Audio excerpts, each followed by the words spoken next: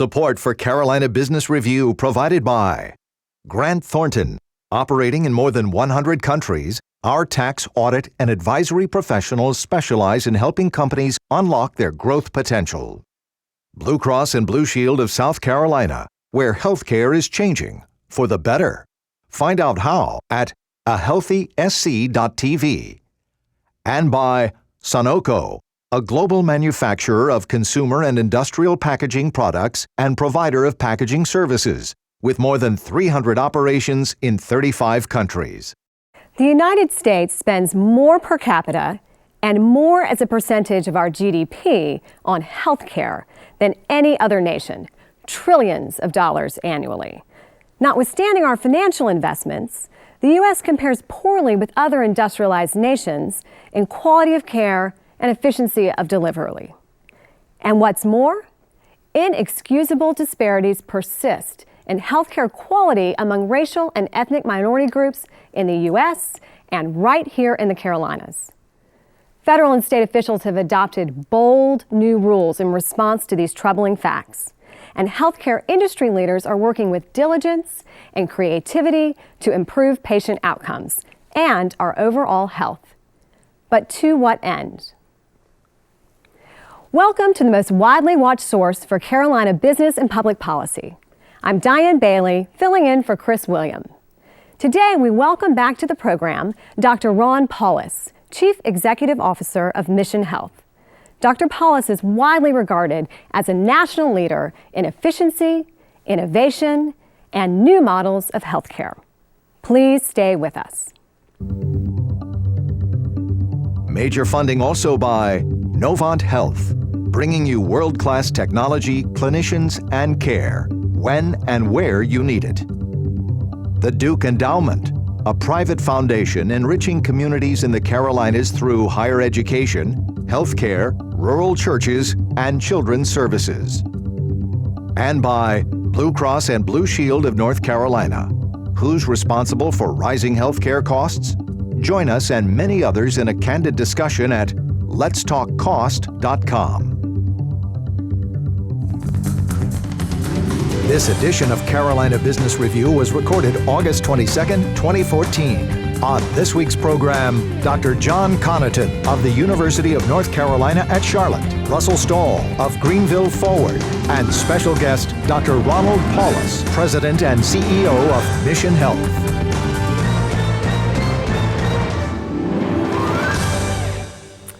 Dr. Connaughton, Mr. Stahl, thank you for joining us today. Our pleasure. I'd like to begin our conversation about healthcare with a broader look at the regional economy. Dr. Connaughton, let's start with you. Tell us about your outlook for the rest of 2014 and moving into the new year. Well, as everybody knows, 2014 didn't start off nearly as well as most of us had expected. The first quarter, the U.S. GDP declined, and the same thing was true in the Carolinas. We had a decline as well. Despite that, it was probably somewhat weather-related and a few other things that caused it. And I think most are looking for a much better second half of the year. Probably on average for the year, we'll probably be looking at 2 to 2.5% growth. But in the second half of the year, it'll be probably a little bit stronger than that. One of the things we've started to see now, and I know it gets people a little bit upset, and that is we start to see the unemployment rate, which had been dropping. It's now starting to creep up a little bit, and people are going like, wait a minute, how can the economy get better and the unemployment rate be creeping up? And what's happening is a lot of the discouraged workers and the marginally attached workers to the labor force are now starting to enter back into the labor force now that the job prospects are looking much better than they have in basically 5 years. Would you predict a rosy outlook going into 2015 as well in South Carolina? I think so. In the upstate, we've been a little bit more resilient, I think, than other parts of the country economically. We still suffer from some poverty issues. We still suffer from the divide between those with and without resources. And I think that got worse with economic downturn. But I think the future looks good for us. The poverty concentration that really was borne out by the Brookings Institution recent report.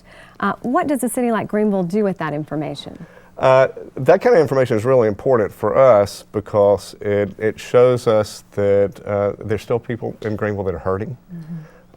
We need to find ways to help people survive, help people get good jobs, high-paying jobs, and to match those jobs with, match those people with the jobs that are in the community. Greenville is, we're a compassionate place, and so I think those poverty numbers bother us. We talk about unemployment and underemployment in North Carolina, and we had dramatic tax reform coming out of Raleigh with an eye toward creating incentives for economic growth, recruitment of new business. Has the promise borne out to reality? Well, a couple of things. If we go back to about a year ago, North Carolina's unemployment rate was the third worst in the nation. So back in July of last year, that's where we were, 3 out of 50 in terms of the worst unemployment rate. Since that time, we've seen the unemployment rate come down dramatically, and we're now probably somewhere close to in the middle, maybe 20th worst unemployment rate, but that's a lot better than where we were. The same thing's happened, by the way, in South Carolina. They were never as bad as we were, but their unemployment rate has come down and still is lower than North Carolina's unemployment rate. You know, we'd like to think that part of that's because of the tax reform and the impact, but there are a lot of moving parts going on here. And it's probably had much more to do with the change in unemployment insurance compensation, reduction in the level of payment and the reduction in the number of weeks and the qualification for the unemployment insurance probably had more to do with the decline in the unemployment rate. That having been said, as far as the effect that lowering the overall tax rate, personal income tax rate by basically 2 percentage points is going to have on economic development in the future, it's really way too early to tell.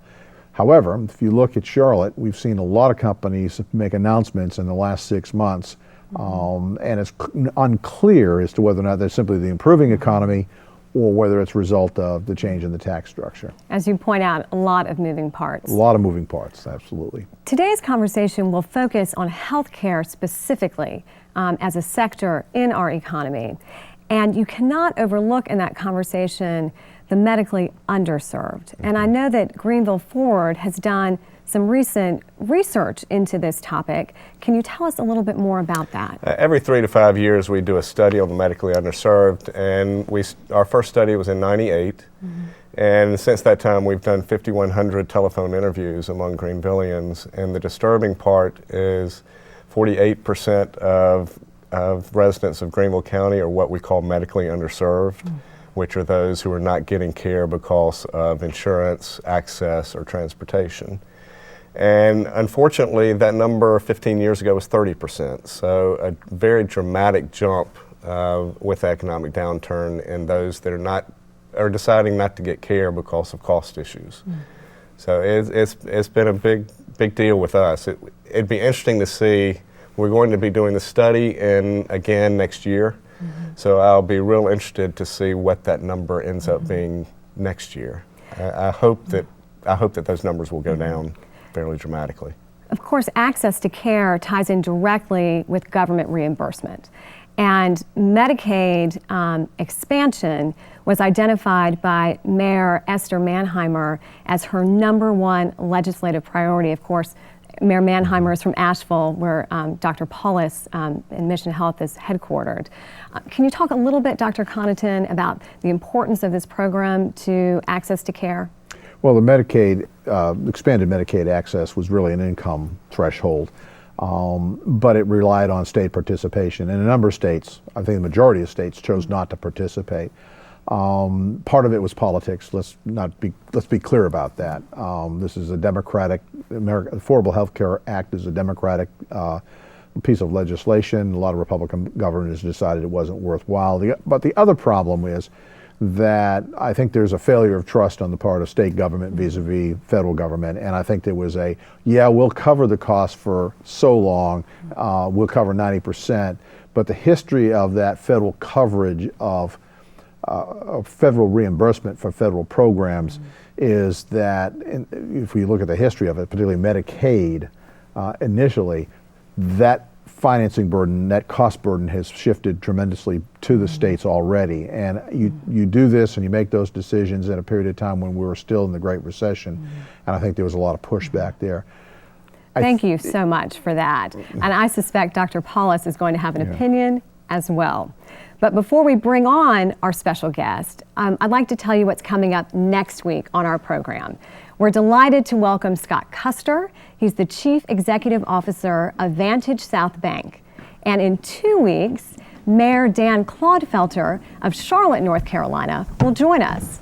These conversations are sure to be engaging, so please tune in. But today, our special guest is Dr. Ron Paulus. He's the CEO of Mission Health.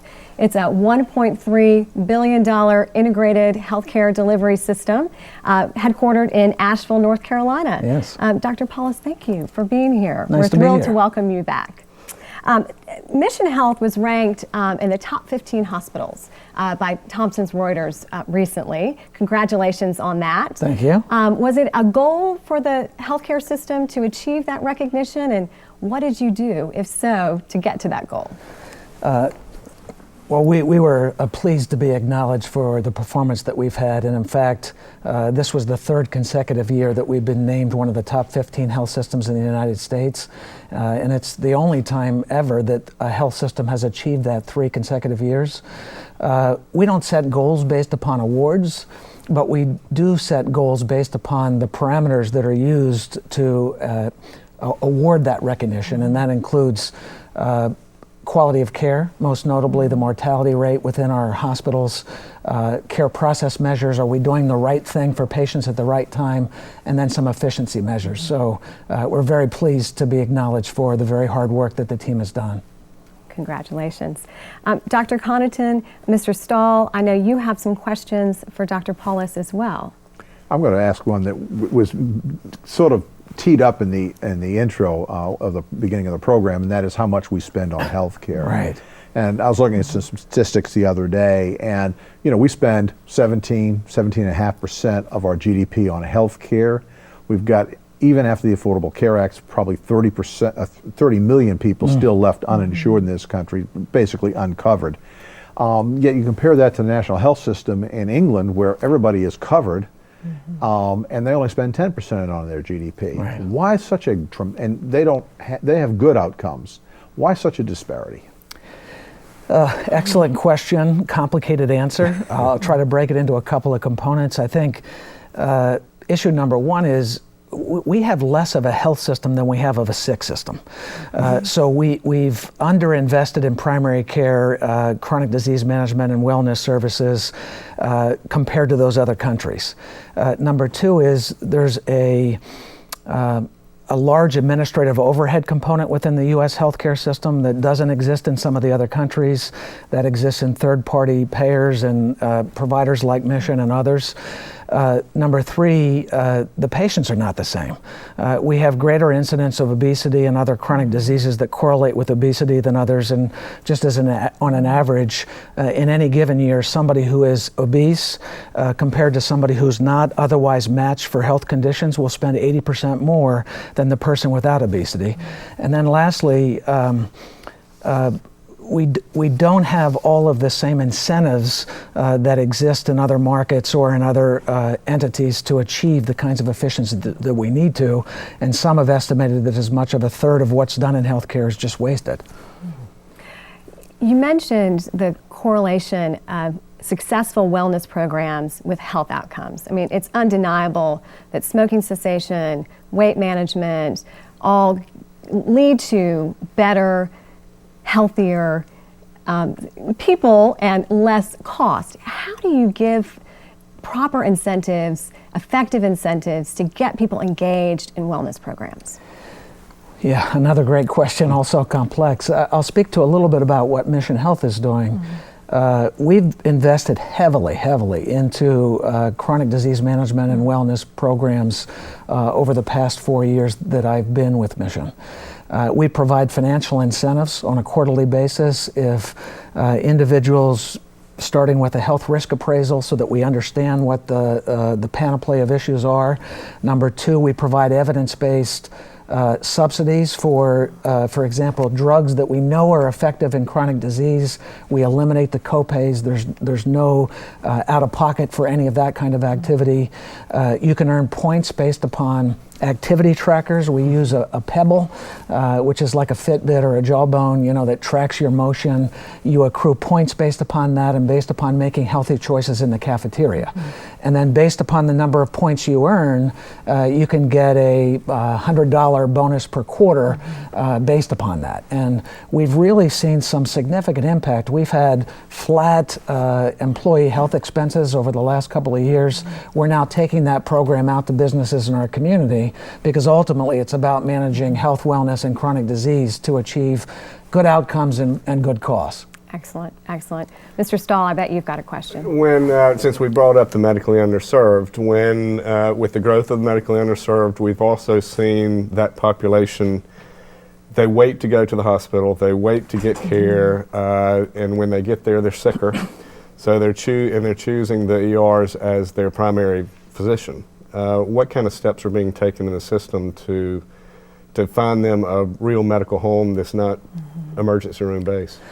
A lot, because you're spot on. That's an absolutely crucial part of managing a population. So just give you a couple of things. Mission by way of background, 75% of our patients are Medicare, Medicaid, no pay. We have the largest portion of Medicaid and no pay business in the entire region by a relatively large amount. We've begun to partner with MAHEC, which is the Mountain Area Health Education Cooperative, our residency training partners. We're submitting a joint grant for a homeless clinic. We have a partnership with ABCCM, which is a Christian-based ambulatory center that provides free care services to individuals in a medical home. We're targeting case management to patients that come into the emergency room, whether they have a payer or not. So it's all those little things and many more, and we're seeing some benefit, but the burden continues to rise. And the role of the nonprofits is pretty high, pretty substantial. It's absolutely crucial. It's, if you don't have a social mission and a community-owned orientation, why would a for-profit in business invest in that, other than from a regulatory standpoint?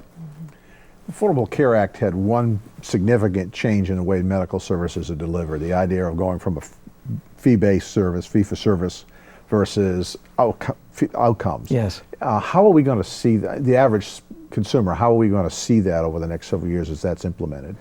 Yeah, so the Affordable Care Act was largely an insurance act. Yeah. So it talked about moving from volume to value, just like you're describing, but there's not actually a whole lot in there. Mm-hmm. That said, the core principles behind the Affordable Care Act and just the declining reimbursements that we're seeing, I think you're going to see it in a couple of different ways. First, we're investing heavily in population health management, most recently hiring a senior executive with health plan experience, both Medicaid, Medicare, and commercial. And we're really organizing these medical homes that provide a continuity of care, different ways of outreaching, cell phone, these wellness programs. So I think you can expect to see a lot more involvement and engagement with your health system or your doctor's office, and a lot more incentives and penalties in your own health plans to push people along to sort of do the right thing. So part of it's going to come from the third-party payers to try to keep their costs down? Yeah, either the payer or the at-risk provider. Whoever's holding the risk for the population, meaning that if the population does better, that there's an incentive there. Currently, that's mostly in the third-party insurers, but my goal is I want to take that risk. I think we can manage it more effectively than the insurance companies can, because we're part of the care delivery system and we have the ability to change those things that they don't. I want to hear a little bit more, particularly because of where you sit in Asheville, about how you're shifting your services to cater to the rural population, telemedicine, use of technology. You alluded to it earlier with the cell phone access. Tell us about some of the innovations you've got with the rural. Yeah, it's exciting. And the rural community in America is one of the most underserved communities in the world. And I'll just give you two examples. Number one, we've had a really terrific partnership with AB Tech and Western Carolina University. We have regionally increasing baccalaureate nurses programs, so it enables nurses to sit for their boards earlier than they would otherwise, and to sort of push people up the education chain so that they can have a greater role. We recently received, in collaboration with WCU, a $1 million HRSA grant for minority students and rural students to push that profession. In the telemedicine, a keen area of interest of mine, we now have remote robots in all of our outlying hospitals, even in hospitals that have an average daily census of 6. And those robots can interact with a specialist that is back in Asheville. And I'll tell you an example that occurred in Highlands Cashers recently. An individual in the community came into the emergency room with eye problems. And sometimes those are related to vision, but sometimes they're related to the brain. She came back in again. We got a neurologist on the robot, had a remote interaction, ordered an MRI to differentiate between the stroke or the vision problem, and the whole thing was wrapped up in a really short period of time. Nobody had to travel. It was done. And those are the kinds of things that we have to do if we're going to get our costs down and our quality up. How's the bedside manner with the robot? You know, it's funny you ask, because when you survey patients, they actually rate it as higher than they do if the person's in the room. It's not what you would expect at first, but once they interact with that robot, they actually look forward to it coming, because the guy in Asheville is remotely driving it around the hospital, and it's a very interesting thing. Well, we're now living in a Siri world also. Yes. I got one question for you that this probably isn't fair, but I'm going to ask it anyway. Affordable Health Care Act was probably the first piece of major medical legislation we've had in decades, and maybe the last that we have for quite some decades. And it's a trial balloon. It's running out. If you could change one thing in that Affordable Care Act, one piece of legislation that would make a really big difference in the cost factors, what would it be? Well, if I could change one thing, I probably would have made the Medicaid expansion mandatory the way that it was originally before the Supreme Court ruling. And I fully appreciate the concerns that legislators have, both about the risk of, a bait and switch and building on top of a quote-unquote broken system. Those are valid concerns. But the premise of the act was really around getting people insured so that then we could begin to manage the population down more effectively from a health, wellness, chronic disease, volume to value. Mm-hmm. And there were a lot of precedents in the act. Hospitals gave up $155 billion worth of reimbursement as a quid pro quo for the insurance expansion. Mm-hmm. And then, the rug was pulled out from under our feet, so to speak. And so all the cuts are in there. Mission Health, for example, will have $500 million worth of reimbursement reductions over the next 10 years, but the quid pro quo side of the insurance is not coming into fruition. So, for example, when I look at year-over-year bad debt and charity, it's higher, it's not lower, and that's an extraordinarily difficult challenge for us to face. We have time for just one more question, and with your indulgence, I'll take it. Tell us a little bit briefly about your charity care policy. We've talked so much about the retraction of government reimbursement. Mm-hmm. So in 30 seconds, tell us what you're doing to make a difference for the underinsured. So we just released our community benefit report for last year, $143 million in direct benefit to the community. That consists of direct grants and other forms of community service. We have a charity policy that provides free or discounted care up to 400% of the federal poverty guidelines, free care up to about 200% currently, and it's a never-ending battle of people that have needs. Our question is, when you have 75+% of Medicare, Medicaid no pay, where does the money come from to keep that going? Appreciate everything you're doing. Thank you. Our guests' insights today into the state of healthcare in our region and beyond are eye-opening and critically important. We're grateful for their knowledge. And to our viewers, thank you, and we'll see you next week. Wish you all the best.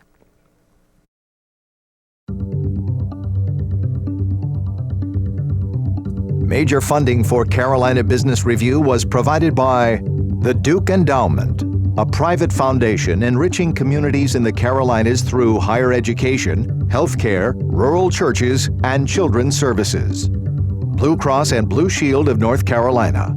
Who's responsible for rising healthcare costs?